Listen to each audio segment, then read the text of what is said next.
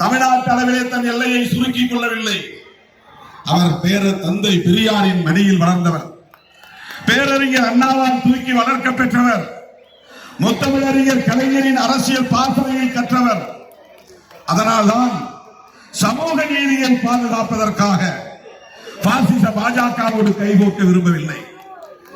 பாஜகவோடு நட்பு பாராட்ட விரும்பியிருந்தால் செந்தில் பாலாஜி உள்ளே போயிருக்க தேவையில்லை. பாஜகவோடு நட்பு பாராட்ட விரும்பியிருந்தால் அண்ணன் பொன்முடி அவர்கள் பதவி இழக்க வேண்டிய நெருக்கடி ஏற்பட்டிருக்காது. பாஜகவோடு நட்பு பாராட்ட வேண்டும் என்று அண்ணன் விரும்பியிருந்தால் அங்கே அதிமுக இடமே இருக்காது. ஆனால் முத்தமிழறிஞர் கலைஞரின் அரசியல் வாரிசு என்பதனால் சமூக நீதியை பாதுகாப்பதுதான் நம்முடைய நோக்கம். அரசமைப்பு சட்டத்தை பாதுகாப்பதுதான் நோக்கம். ஜனநாயகத்தை பாதுகாப்பதுதான் நோக்கம் என்று எத்தனை நெருக்கடி வந்தாலும் அந்த நெருக்கடிகளை எதிர்கொள்ள தயார் என்கிற நெஞ்சுரத்தோடு இன்றைக்கு பாஜக அரசை விரட்டி அடிப்பதற்கான வியூகத்தை அவர் அமைத்திருக்கிறார். கன்னியாகுமரியிலிருந்து காஷ்மீர் வரை தொடங்கி வைத்த பெருமை அண்ணன் தளபதி அவர்களை சாரும். அந்த பயணத்தின் நிறைவு விழாவிட பங்கேற்று அவரை பாராட்டி வாழ்த்திய பெருமை அண்ணன் தளபதி அவர்களை சாரும். இன்றைக்கு ராகுல் காந்தி அவர்களின் கருத்தை வலுப்படுத்துவதன் மூலம்தான் நாட்டை மீட்க முடியும் என்ற நம்பிக்கை கொண்டிருப்பார் நமது அண்ணன் தளபதி அவர்கள்.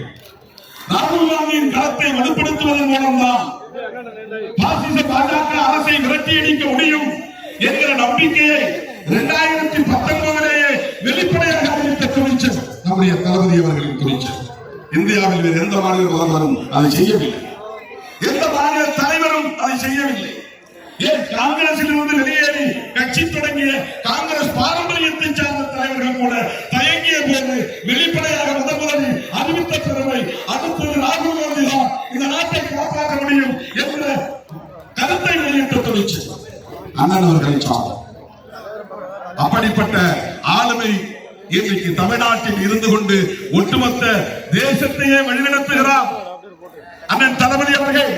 இந்த தேர்தல் தேதி அறிவித்த உடனேயே தொகுதி பங்கீடு முடித்த உடனேயே தளபதி அவர்கள் அறிவித்த செய்தி 40 நாளே நிற்கிறேன்.